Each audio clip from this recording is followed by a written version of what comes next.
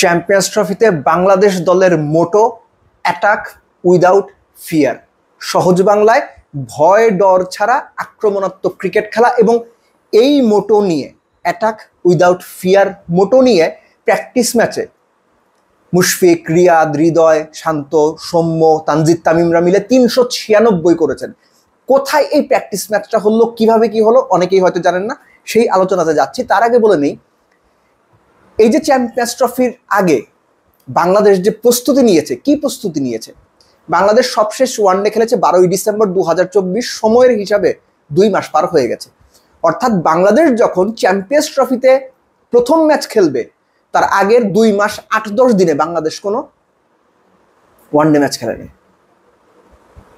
যেখানে top 6 teams Pakistan, south Africa, New Zealand তাদের মাটিতেই ট্রাই নেশন খেলেছে, অস্ট্রেলিয়া শ্রীলঙ্কার বিপক্ষে খেলছে, ভারত ইংল্যান্ড ম্যাচ খেলছে, সেখানে বাংলাদেশ 2 মাসেরও বেশি সময় কোনো ওয়ানডে না খেলে, কোনো ওয়ানডে ম্যাচ প্র্যাকটিস না করে ইন্টারন্যাশনাল তারা সরাসরি চ্যাম্পিয়ন্স ট্রফিতে নেমে যাচ্ছে বা নেমে যাবে।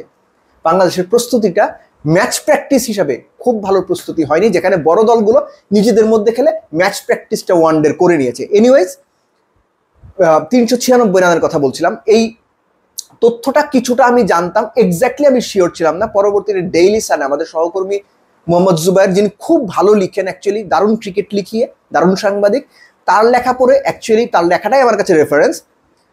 তো এই তথ্যটা আমি জেনেছি, অর্থাৎ আমার যারা তথ্যের সঙ্গে মোহাম্মদ জুবায়েরের যে লেখা, সেই তথ্যটা আমি অ্যাকচুয়ালি ম্যাচ করেছি এবং ওনার তথ্যগুলোই সত্যিকার অর্থে আমি বলবো, কেননা ওই তথ্যগুলোর অনেক কিছু আমি জানতাম না, বাট ঘটনা মোটামুটি এরকম সেটা জানতাম। তো আমি বলছি যে বাংলাদেশ দেশে যে প্র্যাকটিস সেশনগুলো করেছে, কয়েকটা সেশন ছিল একদম ক্লোজড ডোর, যেখানে সাংবাদিক বা বাইরের লোক কারো থাকার কোনো সুযোগই ছিল না।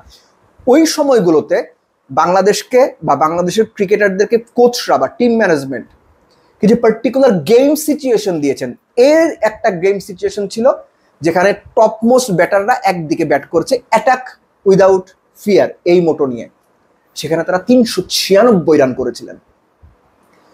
That was huge run. হ্যাঁ, নিজেদের মধ্যে খেলা, কিন্তু অপোনেন্টে বোলাররা কারা ছিলেন সেটা আপনাদেরকে দেখতে হবে। তাসকিন ছিলেন, নাহিদ রানা ছিলেন, রিশাদ ছিলেন, ইবাদত ছিলেন, এবং যদি ভুল না করি নাইম ছিলেন অফ স্পিনার। এখানে রিশাদ 4 উইকেট পেয়েছেন। দেখেন, 396 রান হয়েছে, রিশাদ 4 উইকেট পেয়েছেন।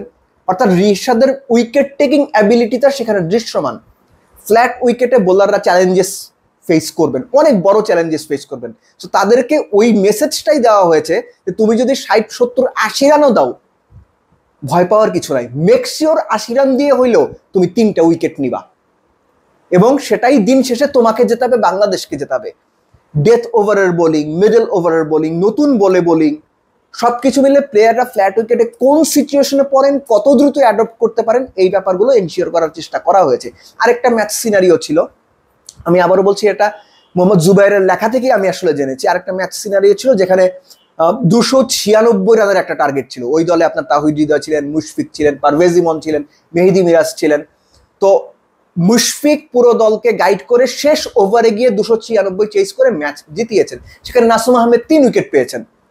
অর্থাৎ খেয়াল করে দেখেন যে দুটো ডিফারেন্ট সিনারিও। ব্যাটসম্যানরা যত মানে অ্যাগ্রেসিভ হতে পারে, বা একটা টার্গেট দিয়ে দেওয়া, যে আগে ব্যাটিং করে তারা 396 করেছে, আবার 296 চেস করতে বলা হয়েছে।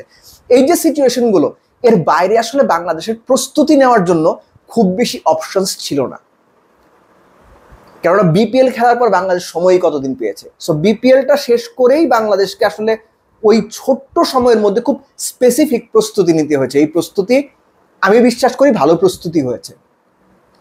লিমিটেড টাইমের মধ্যে একদম নির্দিষ্ট করে যে এই কাজগুলো যখন করার পরিকল্পনা নিয়ে বাংলাদেশের ক্রিকেটাররা মাঠে প্র্যাকটিস সেশনে নেমেছেন, গেম সিচুয়েশনে নিজেদের মধ্যে অ্যারেঞ্জ করেছেন, এবং সেখানে তারা তাদের মতো করে সবকিছু মোটামুটি ঠিকঠাক মতো করতে পেরেছেন, এটা অবশ্যই তাদের জন্য একটা ভালো sign. But having said that, এই যে বড় টিমগুলো বা টপ 6 টিমস যখন তারা ওয়ানডে খেলেই চ্যাম্পিয়ন্স ট্রফির প্রস্তুতি নিচ্ছেন, সেখানে ম্যাচ প্র্যাকটিসের বাংলাদেশের যে ঘাটতিটা, এটা কিন্তু থেকে গেল।